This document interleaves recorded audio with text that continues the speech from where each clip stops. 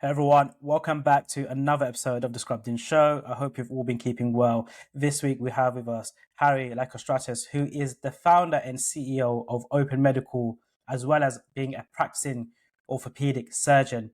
And incredible enough, he's also a software engineer. It's an absolute pleasure having you on the show today, Harry. How are you?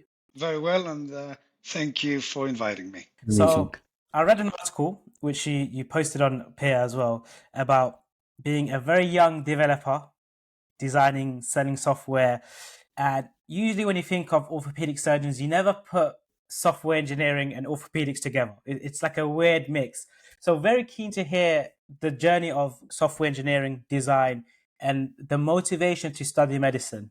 So I have always really been, as far as I remember, I've been between the two, between engineering and medicine. I think since I was very young, I think my temperament and inclination was mostly towards engineering, if I have to admit. I was very keen on mathematics and chemistry and physics. I was drawn into that. So for a very long time, I was thinking about some software engineering, not necessarily software engineering at the time.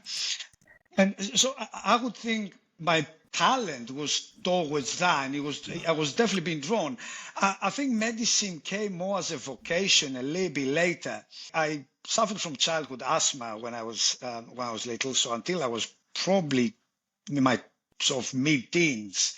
I had a fairly frequent visits to A&E. I had asthma attacks. So I started seeing, that side, the caring side of when it came to making a selection, I put in medicine as first and engineering as second. As you know from my previous interviews, you might know my parents got me a computer fairly early, and we're talking now a IBM 8088 with a big 5.25 inch floppy disk and no hard drive and a little green screen. And there was not much to do really at the time with that.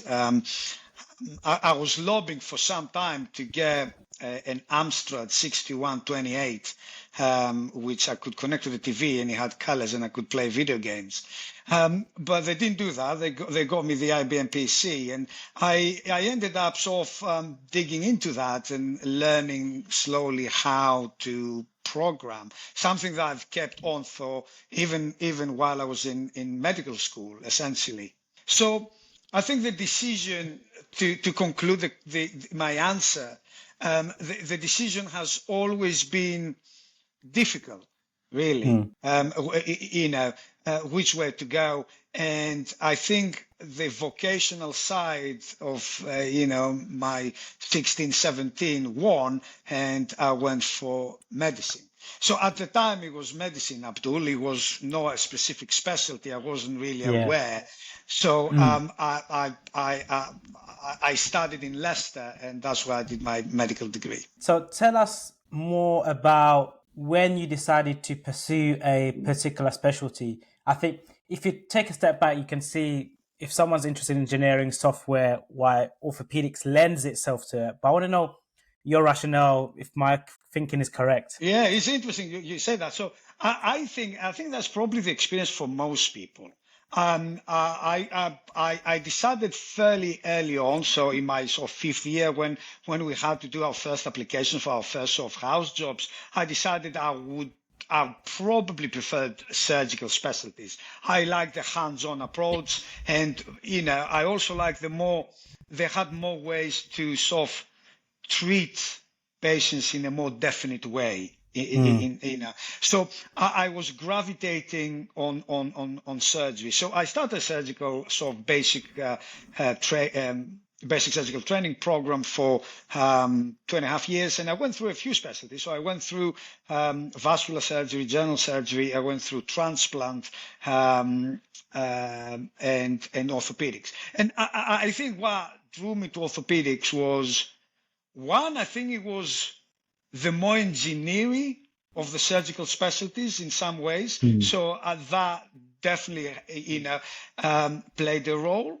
But also, I think it was the team. It was a great team at the time, and I got close to it, and they sort of exposed me to an operating theatre and the different equipment. So I started understanding the mechanics of orthopedics a lot more.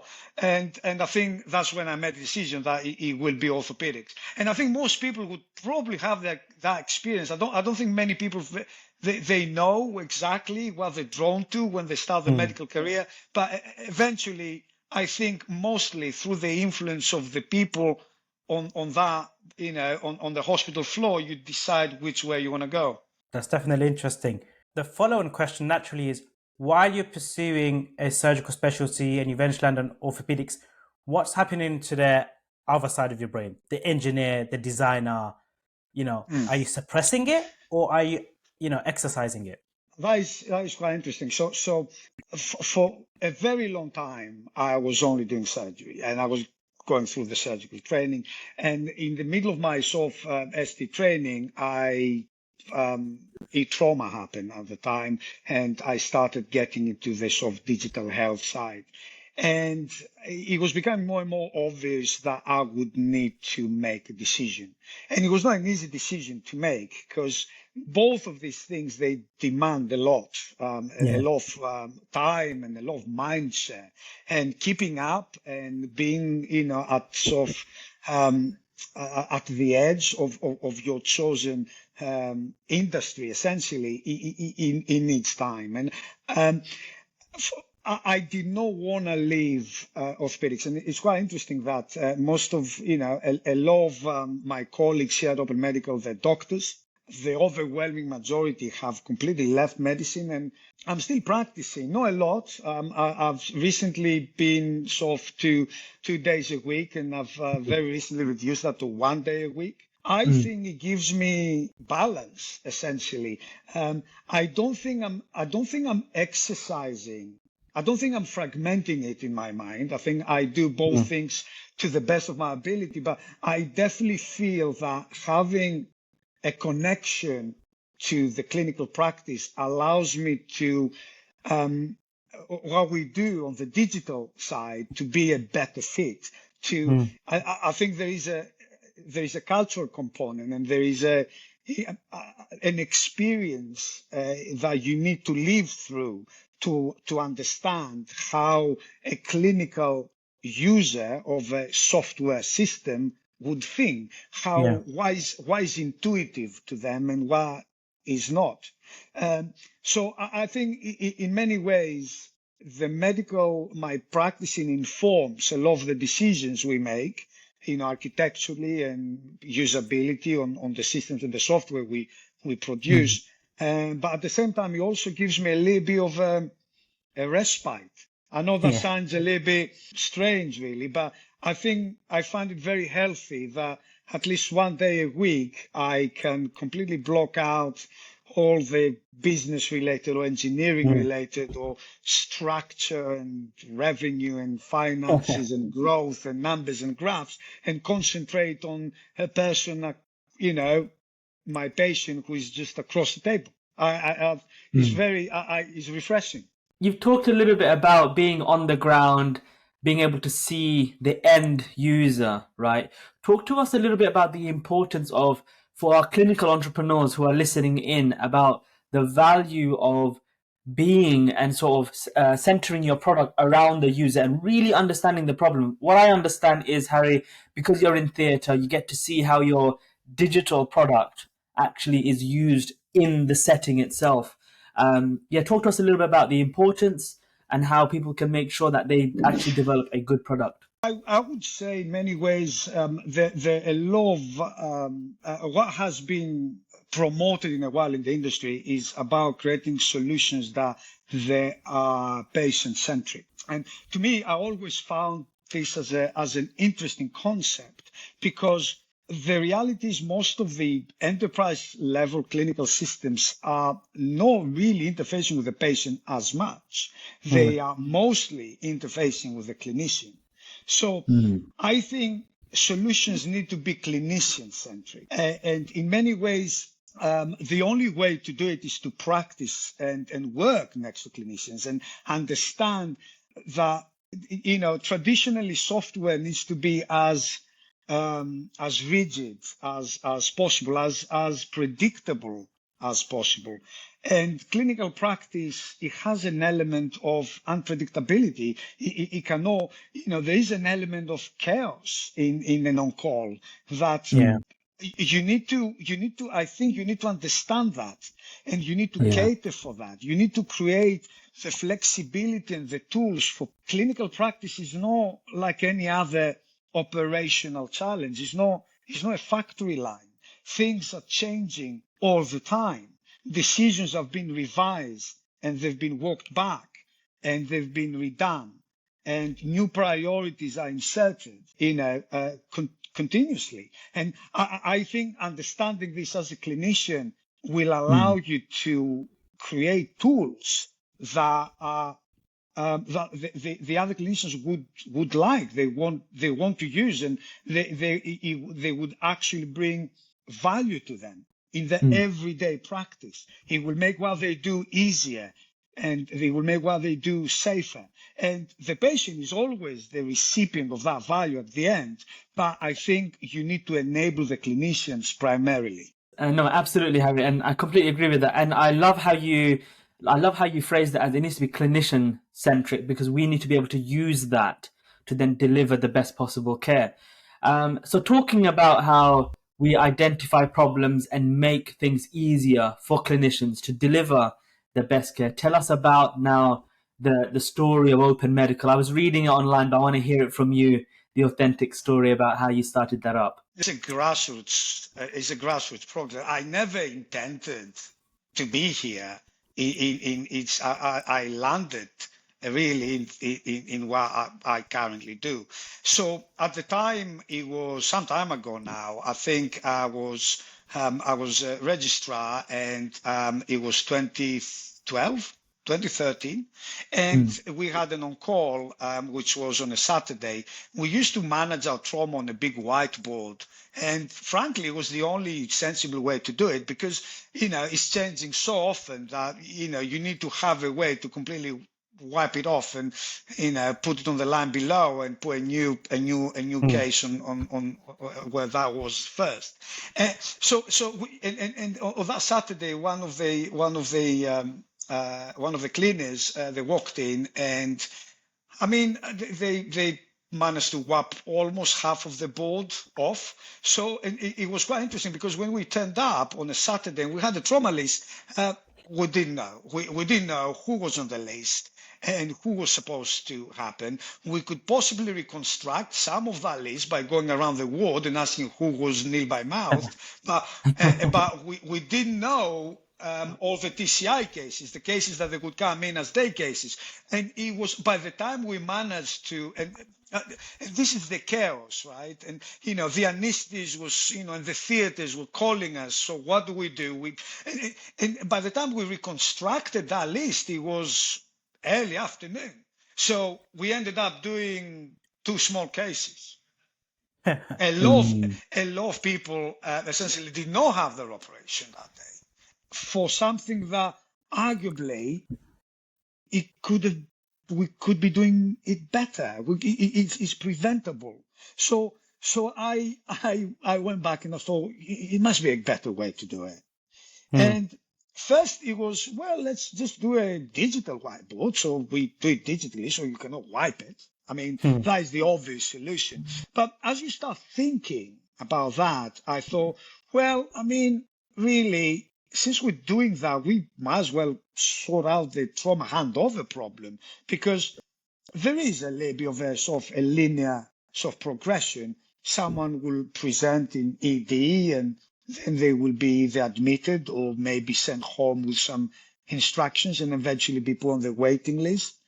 And so on the trauma list. And then once you're on the trauma list, well, we now have a way to have people that we can confidently schedule and people we don't need to. We can, we'll put it on a soft waiting pattern and see how we can manage that workload. So the e-trauma came out. It was adopted, and it was adopted very fast. by the hospital I was at. And then as people were rotating, they were calling me, so it was adopted by 3 or 4 other hospitals. This is now, at some point, I was spending my weekends going around because at the time we were running this as a desktop, essentially application on the trauma room PC. So there was no cloud or backup strategies, or it was all solving the problem that you have. Very haphazard. There's no company behind it. There's no governance of any sort. No one knows that we're doing that. We're just doing it as a way for us to replace a whiteboard and scraps of paper. But then people have started asking a little bit more because, you start creating a database slowly. So now they want to get some audits, and is at a fantastic position to give you data for audits. And then we want to do some of the sort of, niche scores, and, then we wanted to do sort of an infection MDT. So you started hacking essentially through what was originally supposed to be a trauma board to now become more and more a overarching orthopedic and trauma solution. At some point, every weekend, I had to go in person, get access to the trauma room in that hospital, and deploy an update. Essentially. Oh wow! So I was and I was doing that pretty much every weekend, and we decided at the time. 3 of us. He was myself, Matt Prime, and my brother Costas. We sought to, well, how about we set up a company? So we did set up a company in 2013. By the time we were already in 4 or 5 hospitals, but we never really activated it. We did nothing with it, and we essentially remained until 2017. Eventually, we all went our different directions, and both Matt and Costas, they moved on with other things. And in 2018, I sort of made a decision. I enjoy that. I want to do more of that, and I essentially ignited essentially the company, started trading. We updated the whole thing to PathPoint, which is a sort of a platform at this stage. Is not specialty specific, and it went well. I mean, there was an appetite. I think we had a good fit to the market. We have an obsession with providing real value to clinicians, and I think that has largely been recognized. That is the founding. I don't think it's opportunistic, but I don't think it's deliberate either. I think it was in many ways coincidental. It started as a grassroots. There was an appetite. It was developed. A company was made to essentially cater for the needs of the clinical users that you could not do as a one guy going around hospitals. There was that point that it was not physically doable. I read the story online and I heard about it, and I think it's an incredible story. You're essentially describing the journey of an accidental entrepreneur. You just fell into it, and it very well aligned with what you're doing, your innate passions. Tell us a bit more about where you are now, how you're kind of scaling the company, because a lot of the health tech founders we meet and see, one of the difficulties they have is they may be doing a pilot or project in 1 or 2 hospitals. How do they scale it? And how do you manage it as a practicing clinicians? I know you work 1 day a week now. How do you scale it, and how do you practice and continue running a company? That is a great question, and you're absolutely right. I think this is the valley of death in health tech, and most solutions will have applicability in 1 or 2 places. But can you go beyond that? You need to have something that the market actually wants. I think this is the fundamental. A lot of times when you create solutions, you also develop the need as well. It's not always there, and it's very easy to have one discussion and a need is described to you. You can falsely think that that applies to everyone, and it does not. We have developed a platform that we're currently deploying in dozens, I think 130, 140 sites. And we do workflow in a variety of places. And even within the same specialty, for example, virtual care in orthopedics or maternity, it's never the same. Every solution, it has local expertise and local constraints and local configurations. So the out of the box, I don't think it works in digital health. Implementation is a big part of that. You need to be able to fit your solution to every organization, and you need to be able to extract, to give them value for that.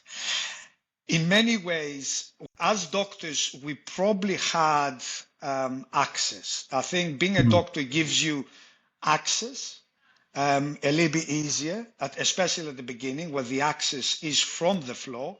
It gets difficult later on because now the access is, is top down. The solutions are mostly top down, and and that access is, being a doctor does not give you an advantage to that. So you also need to have in-house technology. I think what has allowed us to do it was we could create the software ourselves. We didn't need to outsource it, and that brought the cost of that down and made it viable for us to give us the time to expand it and to customize it and to platformize it. So in many ways, I think this is where the scalability problem is.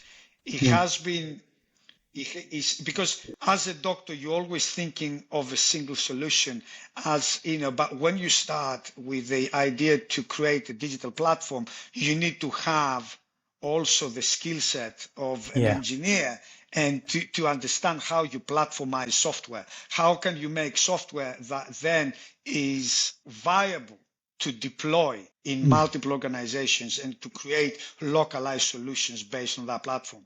So I think this is where most of the struggle is. You start with only half of the ingredients. So Harry, talking a little bit about the adoption now, right?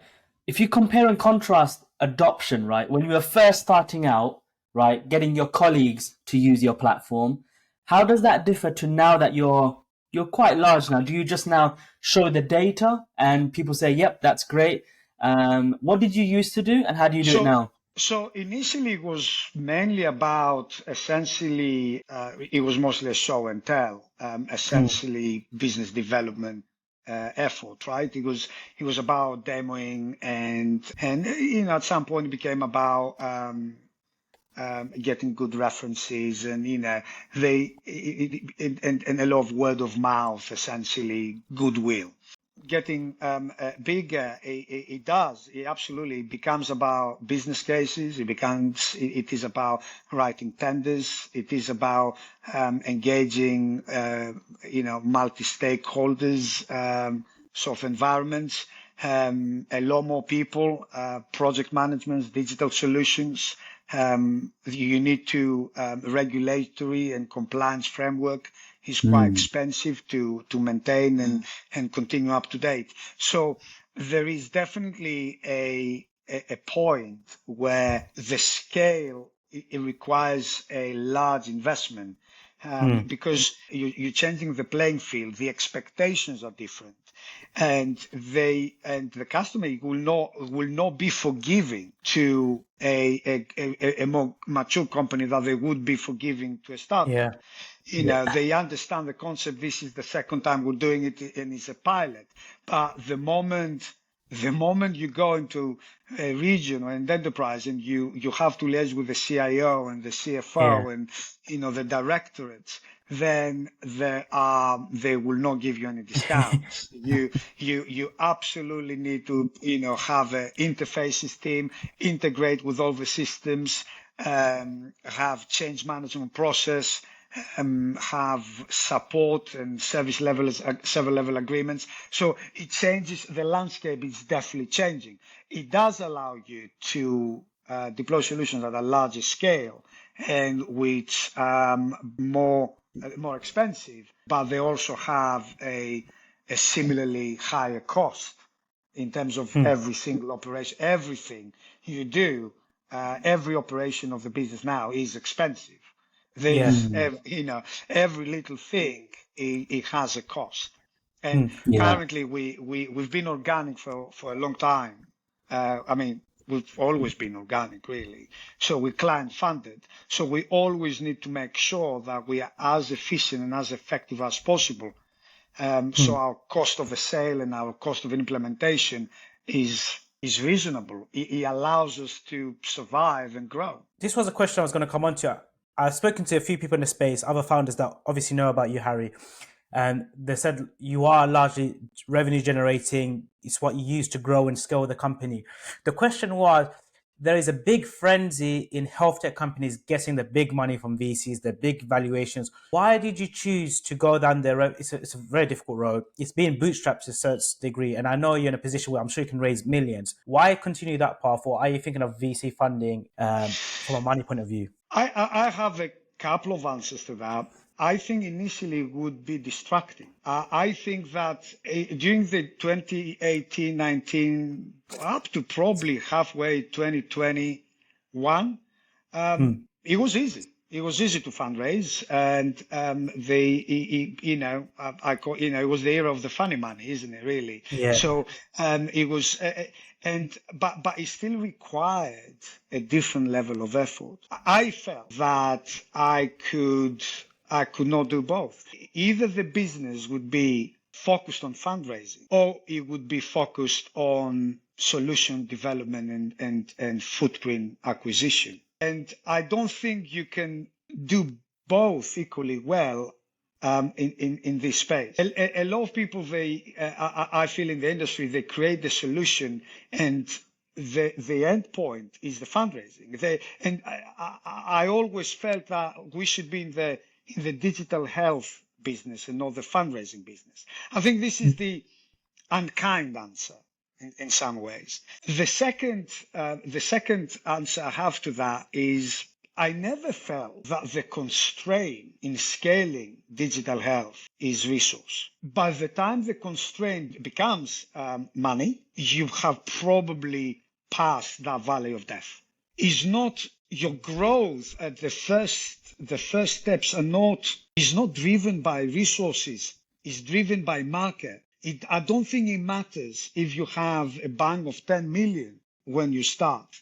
You will still need to essentially spend the first 2 years developing a product, 2 years implementing in the first clients, and then a year to extract evidence about the efficacy of that product. So, and I think you will have to go through that, whether you start with a bank of £100,000 or 100,000. So I don't think it offers such an advantage early on. I do admit, though, that there is a point that having that resource is helpful. It will allow you to essentially streamline some of your operations, but I don't think it's at the initial stages. I think you need to establish a business model, a product, a market, and at least have a semblance of operations before you can get growth capital. Something that is applicable to a lot of other markets, the sort of the blitz scaling paradigm, I don't think is as applicable in health tech because of its, as a market, is conservative and it needs a lot of time. And I think these are the two different reasons why we haven't done it. And this is probably why we might do it. And we definitely haven't excluded the possibility. We currently started essentially deploying abroad. So we're deploying in 2 or 3 different countries, and we're essentially transferring the business models and sort of our operational secret sauce to other jurisdictions and other markets. I think it's going well, and I think there will be a point that we might have to inject that effort with capital. I feel it's probably going to be most likely the second half of 2024 when we're going to sort of feel the need that we can accelerate with capital. You are right. Fundraising itself is, like they describe, a full-time job in addition to running and building a company. And I think healthcare is one of those markets where you need to provide, you have a viable solution. You really are solving a pain point. And I think the way you described it is very good. And I think a lot of the time founders now, especially young founders, they see success with VC fundraising and, the pre-seed, the seeds. When naturally the product it may fail. It's quite interesting, Abdul, what you say. I mean, I do understand that it is a model that is crucial. I mean, the VC model is the model that essentially enables innovations. And yes, 99% it will not work, but there will be the 1% unicorn. And I think that is the price to pay. So I do not discourage the VC model. Fundamentally, though, every business is coming down to exactly the same thing. We chose to make something for £5 and sell it for £10 instead of making for £10 and selling it for 5. So we try to create a little bit of profit every time and then just do more of that. And that aggregated profit allows us to get more staff, expand our server room and our data centers and, do all the work we have to do. You described that perfectly. And it goes on to the next question, which is important, is tell us about running a company, the leadership, looking after these people. You're a clinician by background. I imagine you've developed leadership, but running a company is very different to running, your firm on the orthopedic ward run, right? Yes. And I think a lot of doubt. I mean, and I have had doubts about every single decision. And you need to realize that you need help. You need to be, I think one of the more successful decisions that I've made is that I have decided to enable other people to come in as leaders. As a leader, you need to act as a catalyst and allow other people to advance and develop.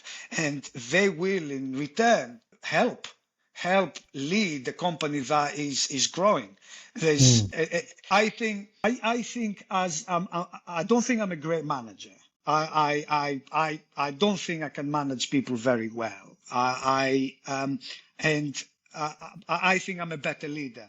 So I think understanding your limitations and having a lot of doubts and always be willing to challenge your own assumptions. And I have made a lot of mistakes. I have. I think if I knew in 2018 what I know now, I could have probably gotten here, Open Medical, with probably a lot less money. I've made a lot of costly mistakes. I have. And I think in many ways is, at the time, it's quite interesting really, because I could either have gotten someone who knew what they were doing. And at the time we didn't have the resources, so I don't think we had the choice. But he ended up being as expensive not doing that, because I made the mistakes that probably that person wouldn't have done. I think I have gained insight over the last 5 years, and hopefully I'm making less wrong decisions now. I think I definitely have a better intuition about things that I had 5 years ago. But I still have doubts. I think the doubts I have is on different things and different scale and different numbers. They're still doubts, because it's ever evolving. And it's not about a single client anymore. It's about strategy and product and, whether investment to international markets, and it's about channel partners and collaboration. So it's a different scope of decision, but the same doubts. So I think leadership is about having those doubts and challenging your assumptions and ask for help and bring people in who can help you make less wrong decisions. And I think that would be my leadership advice. Thank you for sharing that and the honesty and the frankness. After hearing that, I don't believe if you're an orthopedic surgeon anymore, because Right. but Well, I mean, it humbles you, yeah. Abdul. I think you have to allow yourself to be humbled, and and because I don't think if you don't see what you have made wrong, you will Mm, just most likely make the same mistake again. mm, And I understand that this is not what. I don't know what the entrepreneurial temperament. I mean, I think there is an expectation of a certain sort of confidence and yeah. arrogance. And Mm, I don't think you should not have that. I think you should be confident. But I think you should also be inquisitive of yourselves and your own motives and your own decisions and be ready to always be challenged. As a leader, bring strong people in, mm, people that they can actually challenge you, they can call you out. It's very easy um, to get into your own bubble, especially as a founder. yeah, Mm. It's a definitely. founder syndrome, right? And Yeah. I think you should actively avoid it. No, definitely, and I Absolutely. agree, and I think we're speaking to a few people as well.